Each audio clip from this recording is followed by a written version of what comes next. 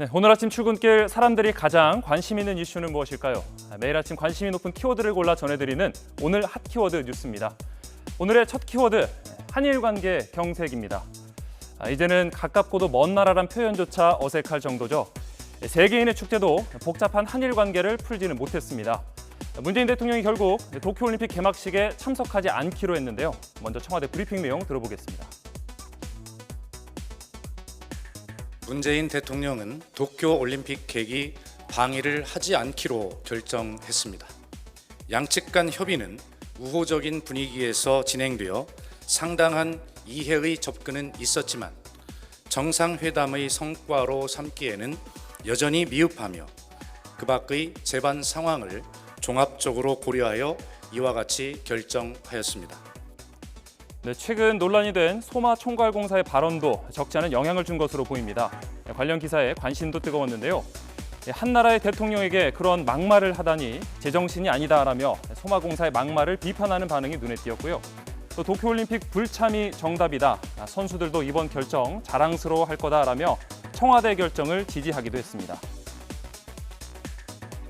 다음 키워드는 파병부대 접종입니다.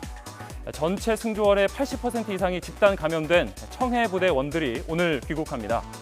파병부대 백신 접종에 대해 협의했는지를 두고 국방부와 질병관리청이 다른 얘기를 하면서 논란을 키웠는데요. 결국은 구두 협의가 있긴 했지만 청해부대 관련된 건 아니었던 것으로 정리되는 것 같습니다. 군 당국이 책임을 떠넘기는 모양새가 되면서 비난 여론이 뜨거운데요. 누리꾼들은 국방부가 졸라서라도 맞췄어야 하는데 복잡할 것 같으니 포기했던 것 아니냐 이런 지적도 나왔고요. 또 한편에서는 미국은 주한미군부터 챙기는데 우리는 사후 약방문에 집안 싸움만 한다며 양쪽 모두의 책임을 묻는 따끔한 목소리도 있었습니다. 어제 세차게 퍼붓던 소나기도 가마솥 더위를 완전히 식히지는 못했습니다.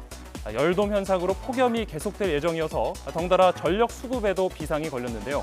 오늘의 키워드 세 번째, 블랙아웃 우려입니다. 지난 2011년 여름에 대규모 정전 사태, 블랙아웃이 재현될 수 있다는 우려까지 나오고 있습니다.